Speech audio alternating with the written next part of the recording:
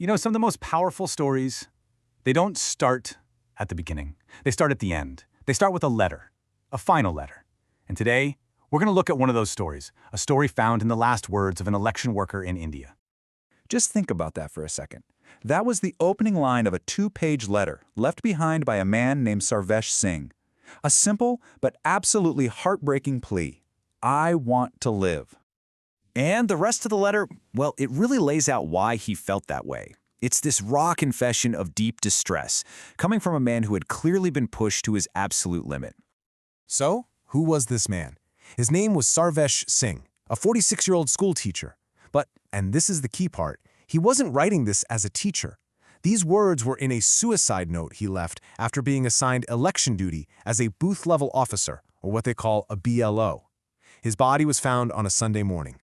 In his note, he just lays it all out, this crushing weight of the work. He talks about working day in, day out, barely getting 2 or 3 hours of sleep at night. He mentions it was his first time doing this kind of job, and that the 1-month deadline just felt impossible. He actually wrote, "If there had been more time, perhaps I could have completed this work." And then, this line. It's just absolutely devastating. A father caught in this spiral of unbearable pressure, and his final thoughts are about his 4 young daughters. So, what was this job? What was this task that could create such an incredible strain on someone? To really get what happened here, we've got to break down what a BLO actually does and the massive task they were all assigned. So a BLO is basically the foot soldier of India's massive democracy. These aren't full-time election officials. They're people like teachers, community health workers, other local officials who get pulled in to become the face of the election commission right there in your neighborhood. They're the direct link to the voters. Okay, so their mission had this official name, the Special Summary Revision, or SSR.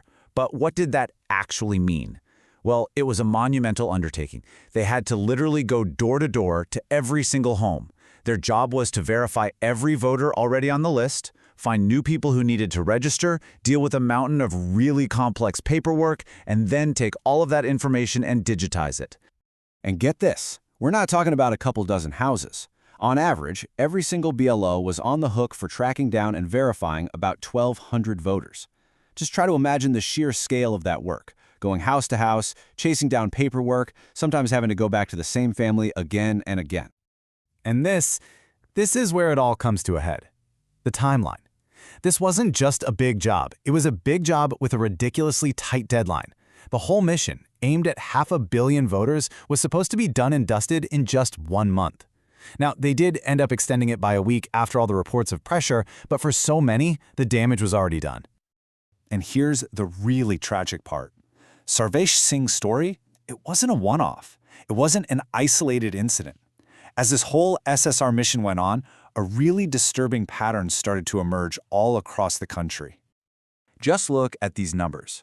They really paint a picture of just how widespread this crisis was. In Uttar Pradesh, where Sarvesh was from, at least 7 BLOs died. Madhya Pradesh reported about 10, Gujarat 5, and then in West Bengal, the numbers are all over the place. Officials say 4, but opposition parties claim it could be as high as 40. And the causes of death? We're talking suicide, heart attacks, brain hemorrhages, all linked by families and coworkers to this extreme work pressure. So, in the wake of all these deaths, you start to see 2 completely different stories emerge. On one side, you have families screaming about unbearable pressure, and on the other, you have officials saying they were just following standard procedure. Let's go back to Sarvesh Singh's case for a minute, because it's a perfect example. On one hand, you have his wife, Babli. She's crystal clear. He was under massive mental pressure, he had no real training, and he was completely overwhelmed. But then you have the official line from the district magistrate, which painted a totally different picture. He said there was no pressure, claimed Sarvesh was doing a better-than-average job, and that he even had an assistant. It's just a total contradiction. 2 realities that cannot both be true.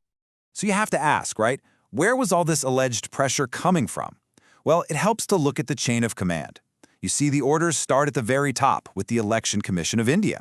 Then they flow down through state and district officials all the way down the ladder. And who's at the very bottom? The booth-level officer.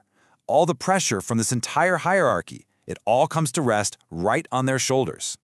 And all of this, it really forces us to ask a really big and frankly, a very uncomfortable question about the whole democratic process itself.